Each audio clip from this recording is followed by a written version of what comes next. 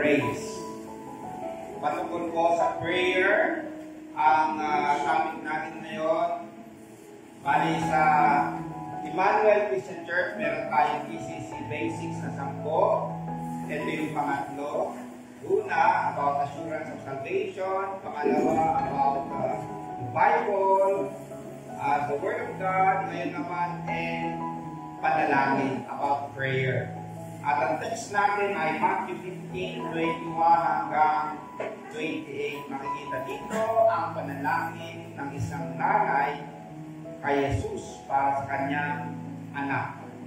Sa next na slide, sabi dito, of all the Christian expressions of Christian life, prayer is the foremost. It is the breathing of the soul, the palpitation of the heart of the new inward man. Okay, so pinapakita dito kung gaano kahalaga ang prayer sa ating Christian life. Napakahalaga, the breathing of the soul. Right? Ito yung paghinga ng ating kaluluwa. Okay? Yung pintig ng ating puso. Okay? So yun yung description, no? Now, what can we learn from the prayer of a Canaanite mother? Okay? May isang mother ng Canaanite, hindi siya Hudyo, na lumapit kay Jesus at nag-request. Right? Isa siyang Gentile, hindi siya Jewish, pero lumapit siya kay Jesus Christ para mag-request. And what can we learn from her request kay Jesus Christ? Una, basahin natin sabay-sabay, love in action. Okay? So, isang matutunan natin ay patungkol sa pagmamahal. Basahin natin yung next na slide, yung text natin sa verse 22. A Canaanite woman from the vicinity came to him crying out, Lord, Son of David, have mercy on me. My daughter is demon-possessed and suffering terribly.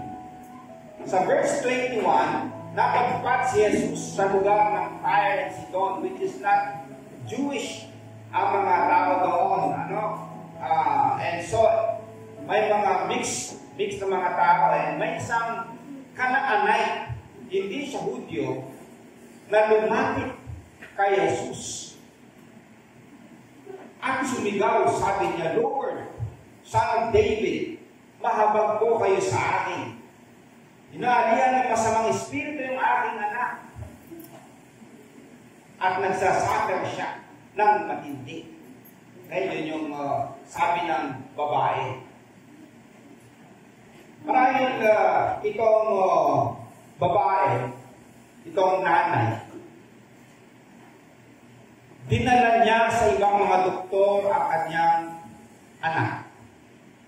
At marahil sa mga quack doctors at that time, or yung mga magicians, or may mga tinatawag na miracle workers at that time, may mga popular healers din sa kanilang kapanahunan. Kaso nga lang, hindi siya gumaling. Normal sa isang nanay na mapagmahal. Gagawin niya lahat para sa kanyang anak. Whether sa human beings or sa mga hayop, makikita natin ang pagmamahal at pagsasakripisyo ng nanay alang-alang sa kanilang mga anak. Meron ako napanood na deer na hinahabol yung kanyang anak ng buhaya. Pero ginawa ng mother deer, krinos niya, binilisan niya para siya yung kainin ng buhaya at nakaligtas yung kanyang anak. So, pinapakita dito na kahit sa nature, sa animal kingdom, mapagmahal ang nanay sa kanilang mga anak. Lalong-lalo na yung mga human beings. Of course, may mga exceptions. May kilala ako na nanay, iniwan niya yung kanyang mga anak. Ang nag-alaga tatay. hanggang sa kanilang paglaki. Pero, ang general, ang mga nanay talaga mapagmahal sa kanilang mga anak. And sa itong nanay na Kanaanay, nilapit niya yung kanyang anak kay Jesus Christ. And to think sa kanilang kapanahunan, hindi malapit yung relasyon ng mga Hudyo sa mga hindi Hudyo. Okay? Medyo may division.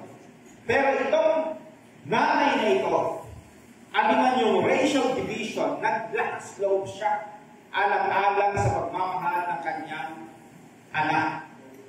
Sa verse 23 hanggang 25, basahin natin ang sabay-sabay. But he did not answer her a word, and his disciples came and begged him, saying, Send her away, for she is crying out after us. He answered, I was sent only to the lost sheep of the house of Israel.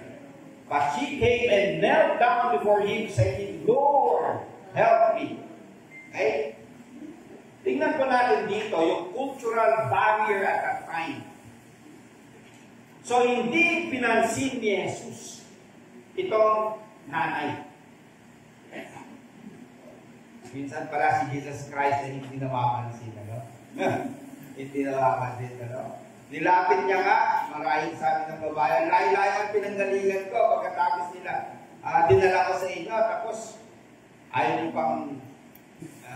kami pansinin. So, hindi pinansin ni Jesus Christ. But he did not answer her a word.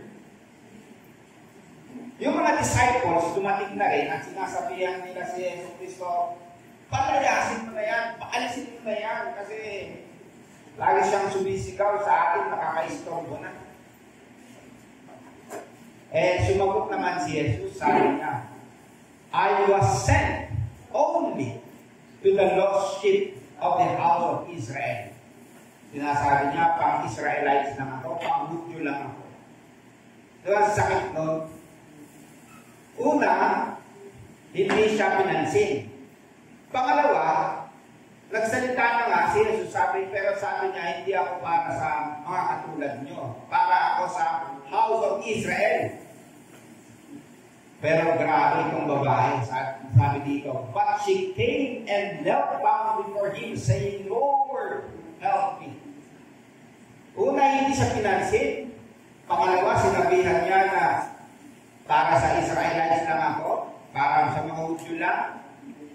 Pero itong babae, nag-pulski pa yan. Sabi niya, Lord, help me. Alang-alang sa pagmamahal niya sa kanyang anak. Nakita niya dito, ang kanyang pag-asa ay kay Jesus. Nabalitaan niya yung mga ginagawa ni Jesus na mga milagro. Sinubukan niya yung iba, hindi kubra. Alang-alang sa pagmamahal niya sa kanyang anak, hindi siya nag-give up.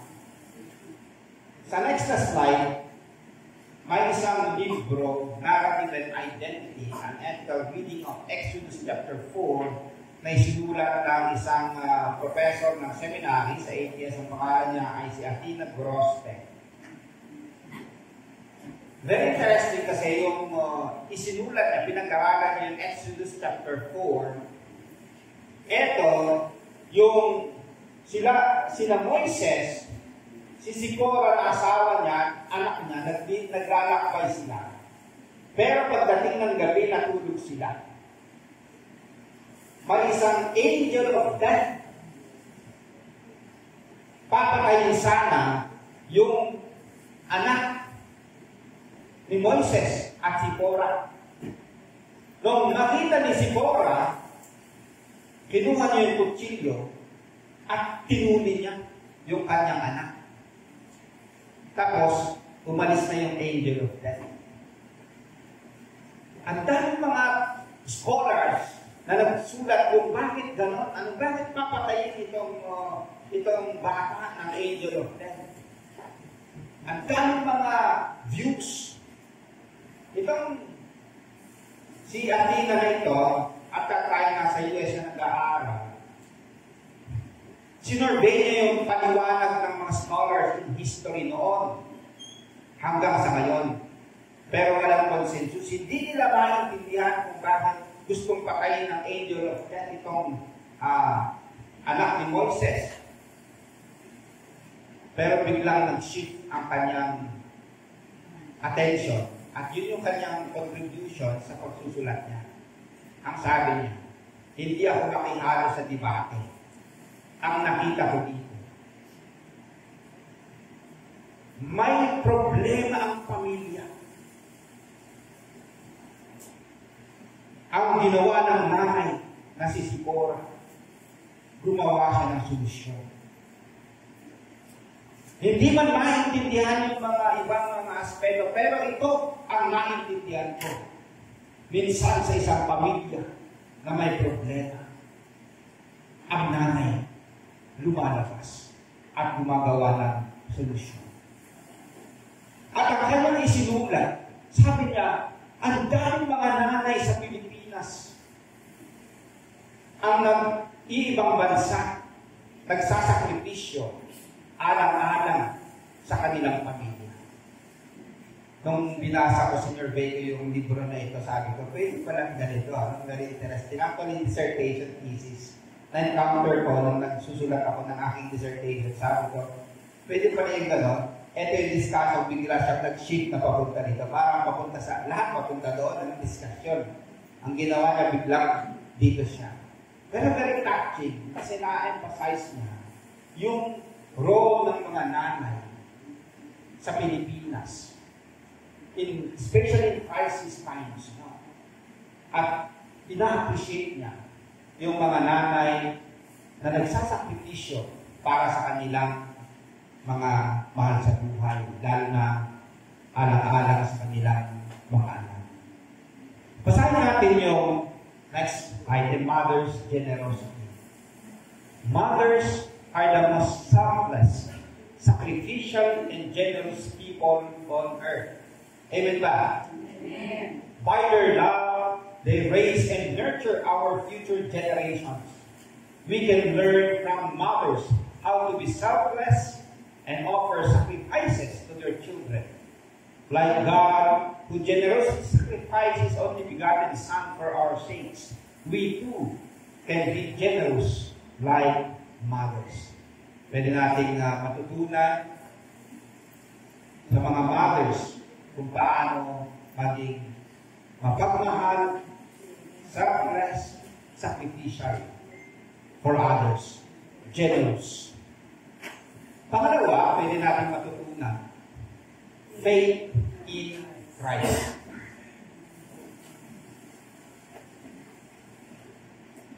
Lumapit yung Canaanite woman, sabi niya, Lord, Son of David. Sino ang nilapitan niya? Si Jesus. Ang tawag niya, Lord, Son of David. And then, sa verse 25, basahin natin ng sabay-sabay, the woman came and knelt before him. Lord, help me, she said. Lumapit siya at tinawag niya si Jesus, Lord, help me. Nung pagatalingin ni Jesus ang kanyang anak, eto ang sabi ni Jesus, basahin natin ng sabay-sabay, next slide. Then Jesus said to her, Woman, you have great faith. Your request is granted. And her daughter was healed at that moment. Very interesting kasi, ang daming mga qualities yung babae, mapagmahal, pero ang in-appreciate dito ni Jesus Christ, sabi niya, you have great faith. Okay. You have great faith.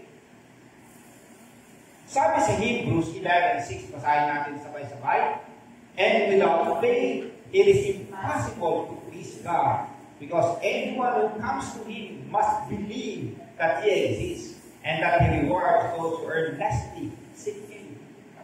So makita natin yung woman na ito, meron siyang great faith. Kung wala siyang faith, hindi siya lalapit kay Jesus.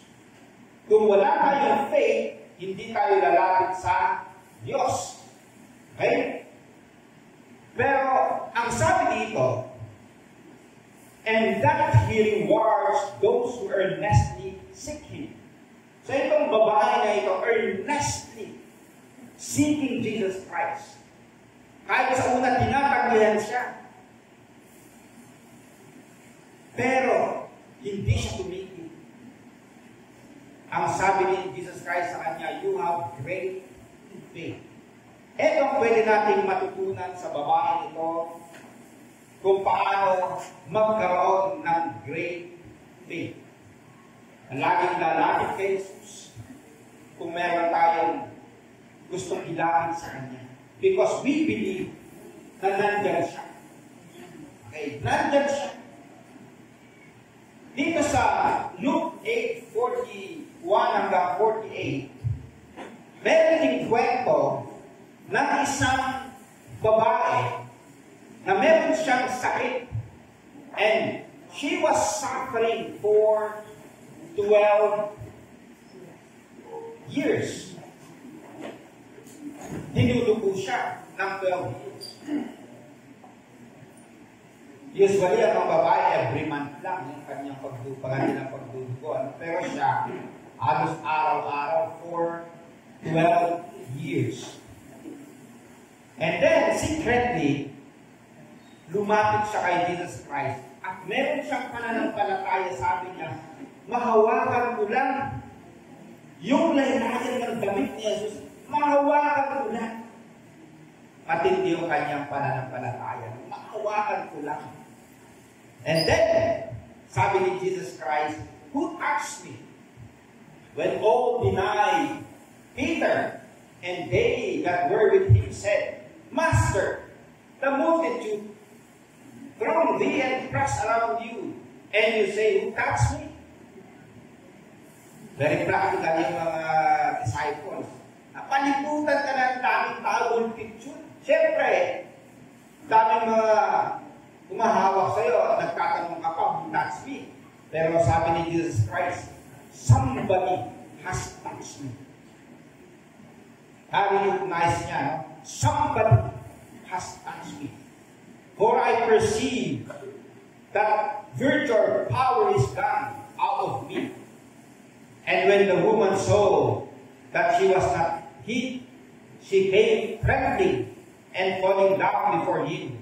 She declared to him before all the people for what cause she had touched him and how she was healed immediately. So sinabi ng babae, ako po yun, nung hinawakan ko po kayo, ako po ay gumaling immediately. Ito yung sabi ni Jesus Christ sa kanya. And said unto her, daughter, be of good comfort. Your faith has made you good. Go in peace. Your faith has made you well. So makita natin yung ilang examples. Yung nagpo-comment si Jesus Christ, you have great faith. Dito naman, your faith has made you well. Meron tayong mga bata noon na napakinggan ko. Dinadinet nung maliliit sila. Tinuturuan sila ng ganito, sa kaliwa o sa kanan. Saan ka pupunta? Diretso lang kay Jesus, magiging okay ka. Okay. Diretso lang kay Jesus. Right? Tinuturuan yung mga bata to fix their faith kay Jesus Christ. Meron tayong inamit kanina, I trust in you, Lord, I trust in you. I believe you're my healer. I believe you are all I need. Oh, I believe. I believe you're my portion. I believe you're more than enough for me. Jesus, you're all I need. Nothing is impossible for you. Can you say amen to that? Amen. Ito ang Canaanite woman, lumapit siya kay Jesus Christ. Dahil lumapit siya sa iba, walang nangyari. Hindi siya nagkamali nung siya ay sinampalataya kay Jesus. Mga kapatid, kailanman hindi tayo magkakamali kung kay Jesus tayo manampalataya. Ang daming mga options sa mundong ito. Pero ang message mula sa salita ng Diyos, ang halimbawa ng isang babae na ito, she fixed her eyes, she fixed her faith kay Jesus Cristo. And then, her faith was rewarded. Nawa mga kapatid, i-reward tayo ng Panginoon sa ating pananampalataya sa Kanya. Mga kapatid, hindi makukulang ang ating Panginoong Diyos. Hindi magkakamali ang ating Diyos. Kaya, diretso lang ang pananampalataya sa Kanya. Paanong lesson mula sa Canaanite mother? Ito. Basahin natin sabay-sabay. Persisting hope. Perseverance. Persistence. Pag-asa. Ang reply ni Jesus Christ sa verse 26 to 27, sabi niya, "It is not right to take the children's bread and toss it to the dogs." Kasi mga kapatid, yung time na yun, ang mga Hudyo, ang tawag nila sa mga hindi Hudyo ay mga dogs. Pero dito sa pagsabi ni Jesus Christ, it is not right to take the children's bread and toss it to the dogs. Papi, ang description niya, papi. Yes, it is Lord, she said. Even the dogs eat the crumbs that fall from their master's table. Very interesting yung painting na ito na nakita ko. Ito si Jesus Christ. Ito yung Canaanite woman. At may tinapay na sabi ni Jesus Christ, ang tinapay na ito ay para sa bata. Hindi tamang ibigay sa aso. Okay? Pero makita natin, ang sabi ng nanay, kahit mumuan lang, yung crumbs, yung nahululog habang kumakain ng bata, pero nalalaglag. Okay. Kinakain naman ng aso yun. So nakita natin, yung anak niya, nandun, no? Bumabagsak sa kanya ang mga mumo, yung mga crumbs. So next slide, when the woman's faith developed, she was able to hope for an answer that Jesus would heal her daughter. She was able to hope for God's will and plan for the Gentiles.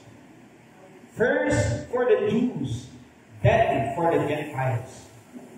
She said that the breadcrumbs falling from the hands of the child are for the puppy. Yes, God plans to save the Jews and then the Gentiles. He will give spiritual bread first for the Jews and next for the Gentiles. So ito po yung nakita ng nanay. Yes, nauna ang mga Hudyo. At mula sa Hudyo, nanggaling si Jesus Christ, yung kanyang human being, nanggaling sa mga Hudyo. Ang unang mga Christians ay mga Hudyo. Pero hindi lang para sa kanila ang tinapay. Malalaglag din yan para sa hindi Hudyo.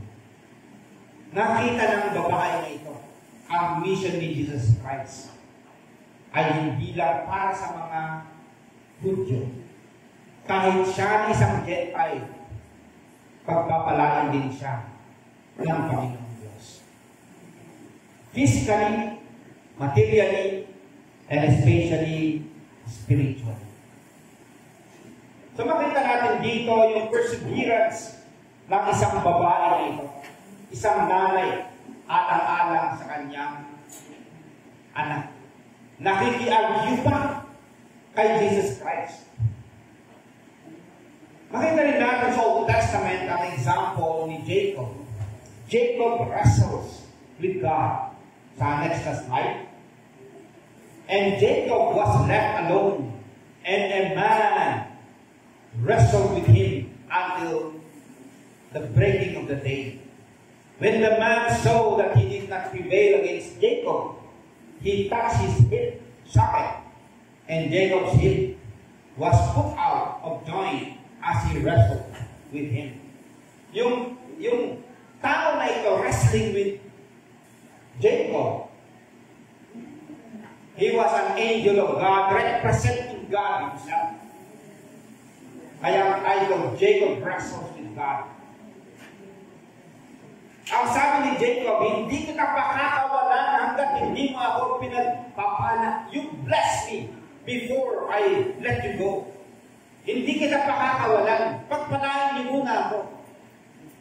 Kaya, yun ang nangyari. Pinagpala siya ng anghel ng Diyos. Ito po yung example ng persevering in prayer. Yung nagpipersevere, yung hindi tumitigil sa pananalangin. Parang yung Canaanite woman, hindi siya tumitigil sa pananalangin. Pag-request kay Jesus Christ. And minsan, ang response ng Diyos ay delayed. Pero darating din yan. Sa next slide, basahin natin sabay-sabay. God's delays are not necessarily His denials. God makes everything beautiful in its time. So, let's persevere in our prayer. Sasagot din ang Panginoong Diyos. May isang awit na ganito. Hymn. Pass me not, O gentle Savior. Hear my humble cry. While on others thou art calling, do not pass me by. Savior, Savior, hear my humble cry. While on others thou art calling, do not pass me by. Huwag po ninyo akong lampasan, Panginoon. Tinatawag po ninyo yung iba. Pinagpapala po ninyo yung iba. Huwag po ninyo akong lampasan. Ang gandang awit and a prayer to our Lord. Lord, pinagpapala po ninyo yung iba. Tinatawag po ninyo yung iba. Huwag po ninyo akong lampasan. Yun yung ginawa ng Canaanite woman. Nag-persevere siya. Nagpumilit siya kay Jesus. Lord, help me. Tinutulungan po ninyo yung iba. Napakinggan ko kung paano niyo pinapagaling yung iba. Huwag po ninyo akong lampasan.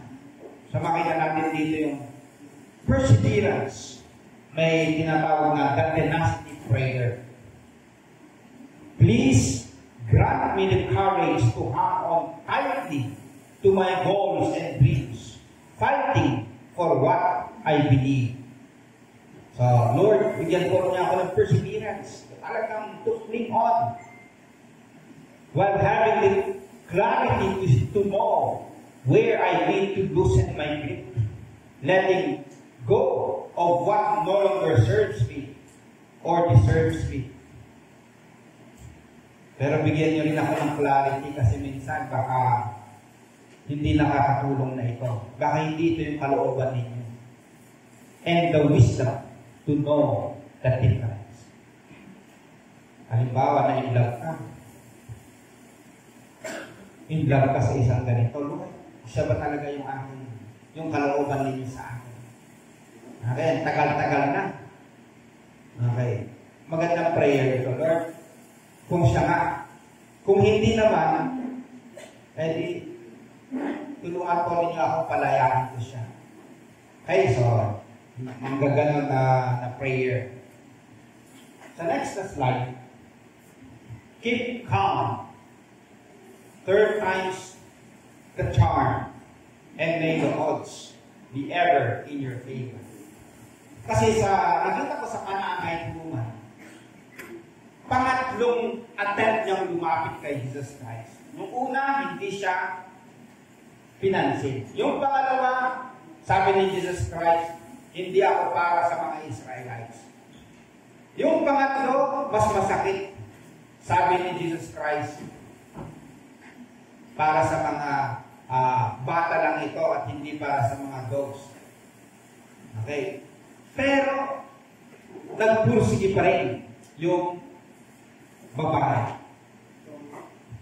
Na-testify ko last time kung paano ko nag-apply ng scholarship nung ako ay nag-attempt na mag-aral sa UK. Yung unang attempt ko ng application ko ng scholarship, rejected. Siyempre, masakit yun. Pangalawa, nag-attempt ulit ako. Pagkatapos, rejected, nag-give up na ako. Pero parang mga 2 weeks before the deadline, following year, nag-apply ulit ako. Nagulat ako, ang reply nila ay positive. Kaya nagtuloy-tuloy ako ng pag-aaral sa UK. Pangatlong attempt. Pero usually, minsan meron yung 1 attempt, ginagrant ni Lord, meron yung 2nd attempt, 3rd attempt, yung iba ay 4th attempt, 5th attempt. Ano? Ito naman, nung ako'y nag-apply sa isang conference sa US ng scholarship, rejected. Meron lang, accepted naman pero kulang. So, rejected yung malaki. Nag-apply ulit ako, pangalawang beses, rejected. Pero sabi nila, pag may nag-withdraw, pwede kang matanggap. Pagkatapos ng March, nagsulat sila. Okay, bibigyan namin ikaw ng scholarship para sa pagpunta mo ng US, para sa conference. Bibigyan ka namin ng free hotel, free sa registration, at pamasahe. Kaya next month ay pupunta kami ng US, attend ako ng conference. Blessing ng Panginoon. Yung nakita ko dito na meron yung pagpupursige. Katulad ng isang babae na ito para sa kanyang anak, nagpursige siya. May tinatawag na bulldog tenacity. Na itong mga successful sa buhay, usually ay merong tenacity, yung perseverance, yung persistence. Meron yung mga matatalino, pero madaling madismaya. Meron naman yung ang galing nila sa tinatawag na social intelligence, pero madaling mag-give up din. Usually, na-discover nila yung mga nag-aaral ng psychology, sabi nila. Usually, ang mga nagiging successful sa buhay, meron yung tenacity, yung perseverance, yung hindi nag-give up. At yun po yung itinuturo ng lesson natin ngayon sa isang nanay na hindi nag-give up. Meron siyang perseverance at naging successful siya. May isang awit din about mothers, prayer ng nanay. Sa next slide, sabi dito, somebody somewhere was praying that night. Yung nanay niya. When Jesus came in and I saw the light, it must have been Mom. I heard her before. As she knelt by her bedside, her tears touched the floor. Thank you, Mama, for praying for me. If you had not prayed, then where would I be? They called you old-fashioned, but you love the Lord, and your prayers touch the Master as your tears touch the floor. She held to the altar and wouldn't give in till she knew all her children had been born again. Pinagpe-pray niya yung mga anak niya para maging born again. Just as an old-fashioned mama, but she loves the Lord, and her prayers touch the Master as her tears touch the floor. Gandang awit na ito. If yung mga magagaling umawit, magandang awitin para sa nanay. Parang yung ugoy ng buyan. Meron din isang awit. Ganun din yun. Testimony niya, sabi niya. 17, and while I hit the bottle, doing anything, I damn well please, burning down life's highway at full throttle, while Nana burned a candle on her knees. Then one night I came home, half sober. I saw Nana kneeling in the den as I listened. She and Jesus talked it over, and I knew my restless days were about to end. When Mama prayed, good things happened. When Mama prayed, lives were changed. Not much more than 5 foot tall, but mountains big and small crumbled all away when Mama prayed. Actually, yung unang stanza, ang pinag-pray ng mama niya, yung tatay niya, okay, hanggang sa ma-convert. Susunod naman siya, pinag-pray din ng nanay niya. I'd like to give tribute sa aking nanay na ginamit ng Panginoon para kami ay alagaan. And we also give tributes sa lahat ng nanay na narito. We'd like to say thank you sa inyong pagmamahal. Thank you sa inyong pananampalataya. At thank you sa inyong perseverance. Ipagpe-pray natin ang ating mga nanay dito sa mga awit na ito. Ang mga nagte-testimony, sinasabi nila, thank you, Mama, for praying for me. When Mama prayed, good things happen. Pero ngayon, we are going to pray for mothers. So lahat ng mga nanay, pwede bang tumayo? Ipagpe-pray namin kayo.